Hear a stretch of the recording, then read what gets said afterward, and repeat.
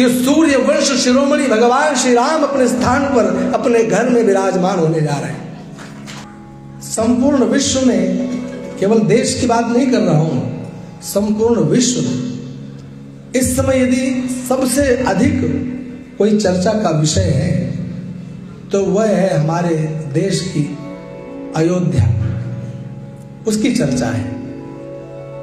केवल भारतवर्ष में नहीं, आप कहीं की भी न्यूज देखेंगे, हर जगह जहां जहां भारतीय रहते हैं सब के सब इस समय अयोध्या की चर्चा करते हुए, अयोध्या की तैयारियां करते हुए दिखाई दे रहे हैं। सब में एक अजीब उत्साह दिखाई दे रहा है। राम जन्मभूमि का जो आंदोलन था, उस आंदोलन के समय के जो महापुरुष थे, जो लोग थे, शायद ही करके आज वो होंगे, कुछ होंगे, लेकिन प्रायः करके सब भगवत धाम को जा चुके हैं। ये एक विलक्षण बात है कि जो लोग, जिन लोगों के द्वारा ये मुहिम छेड़ी गई, जिन लोगों के द्वारा आंदोलन किया गया, जिन लोगों ने गोलियां खाई, जिन लोगों को कष्ट झेलना पड़ा, जेलों में रहे, उनमें से शायद कोई व्यक्ति आज होंगे, प्रायः करके कम ही हैं, सबके सब तो नहीं होंगे। लेकिन ये सबसे आश्चर्यजनक बात है कि फिर भी आज एक नवीन पीढ़ी में जो ऊर्जा और जो आज प्रसन्नता का दर्शन हो रहा है, इससे बड़े आश्चर्य की बात और संसार में कोई हो नहीं सकती। हर व्यक्ति के अंदर केवल एक बात, रामलला का मंदिर, अयोध्या की चर्चा, भगवान श्री राम 22 जनवरी को विराजमान होंगे, यह विषय। तो मैं आप सब लोगों से केवल एक ही निवेदन करता हूं कि जिन तिथियों के, पर्वों के बारे में आप कभी साक्षी नहीं बने हैं, आप उनको भी बड़े प्रेम से मनाते हैं, चाहे वह एकादशी की तिथि हो, नवमी तिथि हो, चाहे कोई द्वार का व्रत हो, और चाहे कोई पर्व विशेष पर आप महोत्सव मनाने का कार्य करते हो। आप उन महोत्सवों के शुरुआत में नहीं थे। आपको ऋषियों की परंपरा, शास्त्रों ने बता दिया कि आप इस प्रकार से एकादशी मनाइए, दीपावली मनाइए, दशहरा मनाइए, नवरात्रि का व्रत रहिए, इस प्रकार से फलाहार कीजिए, और आप वह कार्य आज शास्त्रों की बात मानकर करते चले आ रहे हैं। आप स्वयं के साक्षी नहीं हैं, आपने देखा नहीं इस दीपावली पर कृत्य क्या हुआ था। लेकिन यह हमारे गौरव की बात है कि एक व्रत के, एक पर्व के यह पीढ़ी साक्षी बनने जा रही है।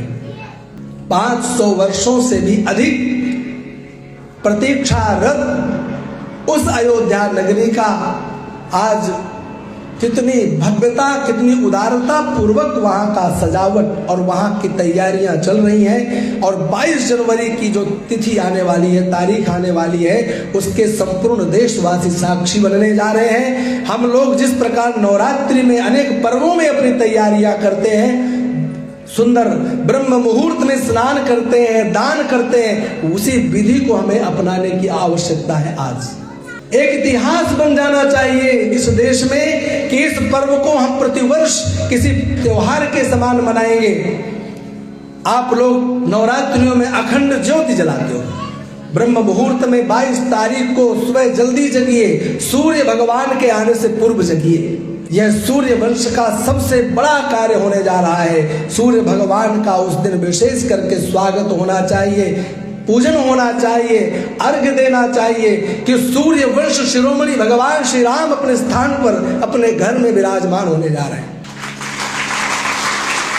वह 14 वर्ष का वनवास नहीं, यह 500 वर्षों का वनवास है जो परिपूर्ण होने जा रहा है। 14 वर्ष वनवास के पश्चात महामहोत्सव अयोध्या में मनाया गया था, तो यह 500 वर्ष के पश्चात तो कितनी उदारता पूर्वक, कितने उत्साह से मनाना चाहिए, कितने उत्साह से मनाना चाहिए। टीवी, मोबाइल, सोशल मीडिया में अनेक प्रकार के ऐसे भी मैसेज डाले जा रहे हैं, वो नहीं जा रहे, वो नहीं जा रहे, वो नहीं जा रहे।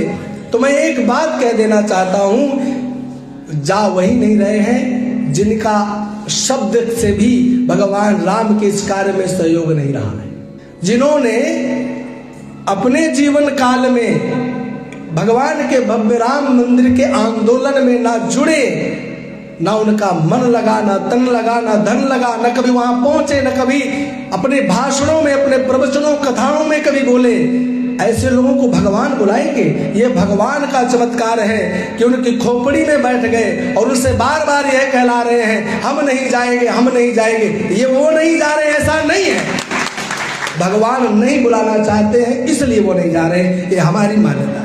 वहां वही जाएगा, वहां के प्रति उसी के अंदर आस्था रहेगी जो भगवान से प्रेम करता होगा, वास्तविक प्रेम करता होगा, जिसे भगवान वास्तव में बुलाना चाहते हो। इसलिए उस दिन की भव्य तैयारियां होना चाहिए। ब्रह्म मुहूर्त में जल्दी जगो, स्नान आदि से निवृत्त होकर के अखंड ज्योति सूर्य के आने से पहले जलाओ, सूर्योदय होने से पहले अखंड ज्योति जलाओ। सुबह से लेकर शाम तक अखंड ज्योति जलती रहना चाहिए।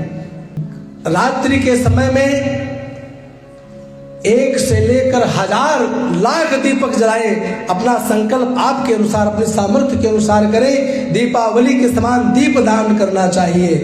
प्रातःकाल स्नान करके भगवान का बढ़िया विधि विधान से पहले राम जी का, भगवान राम दरबार का, रामलला का भव्य पूजन करो। पूजन के पश्चात आरती इत्यादि करो, भोग लगाओ, खूब प्रसाद वितरण करो। ब्राह्मणों को घी, कंबल, वस्त्र, अर्थ जो आपके अंदर आए वह दान दो। आज की तिथि कितनी महत्वपूर्ण होगी, महत्वपूर्ण कितना, उस तिथि को महत्वपूर्ण बनाना है, ये हम समस्त हिंदुओं के ऊपर में ये एक जिम्मेदारी है। हम स्वयं इस तिथि को इतना महत्वपूर्ण बना देंगे कि वैसे तो भगवान विराजमान होने जा ही रहे, वह तिथि अपने आप में महत्वपूर्ण है, लेकिन प्रतिवर्ष के लिए हम आज ऐतिहासिक कार्य करेंगे। स्नान आदि से निवृत्त होकर भगवान का पूजन और अखंड ज्योति खूब दान कर्म करते हुए हम इस दिन को व्यतीत करेंगे और पूरा दिन भगवान के मंगलमय नामों को लेंगे। अपने परिवार के बंधुजनों को बैठाकर सुंदर भगवान राम के सुंदर गुणानुवाद गाएंगे, संकीर्तन करेंगे।